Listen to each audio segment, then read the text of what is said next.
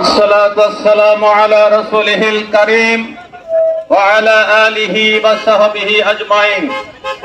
বাংলাদেশ জামাত ইসলামীর কেন্দ্র ঘোষিত 5 দফা দাবি, পিআর পদ্ধতিতে নির্বাচন, লেভেল প্লেইং ফিল্ড, জুলাই সনদ বাস্তবায়ন সহ 5 দফা দাবির প্রেক্ষিতে আজকে সারা বাংলাদেশে জেলা প্রশাসকের কাছে স্মারকলিপি পেশের অংশ হিসেবে আজকে পাবনার এই জনসমাবেশের সম্মানিত সভাপতি, সম্মানিত নেতৃবৃন্দ, প্রিয় পাবনাবাসী, আসসালামু আলাইকুম ওয়া রাহমাতুল্লাহি ওয়া বারাকাতুহু। প্রিয় ভাই সব, আমরা বাংলাদেশ জামাত ইসলামীর পক্ষ থেকে 5 দফা দাবি পেশ করেছি।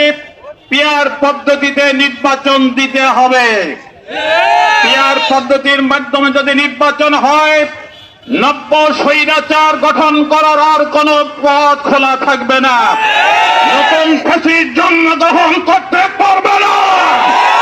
এই জন্য বাংলাদেশ জামাত ইসলামীর পক্ষ থেকে পিআর পদ্ধতির মাধ্যমে সকল দলের অংশগ্রহণে, সকল দলের দল নিয়ে একটি সরকার যদি গঠন হয়, সেই সরকারের মাধ্যমে একদলীয় কর্তৃত্বশীল সরকার গঠন করার আর কোন সুযোগ থাকবে না।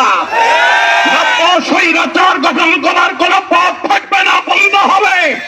এই জন্য বাংলাদেশ জামাত ইসলামী বাংলাদেশের জনগণের কাছে এই পিআর পদ্ধতি উপস্থাপন করেছে। আগামী নির্বাচন পিআর পদ্ধতির মাধ্যমে হোক। বাংলাদেশের জনগণকে সাথে নিয়ে বাংলাদেশ জামাত ইসলামী যুগপৎ আন্দোলন করবে ইনশাআল্লাহ। সকলকে ধন্যবাদ। আসসালামু আলাইকুম ওয়া রাহমাতুল্লাহি ওয়া বারাকাতুহু। আমি পাবনাবাসী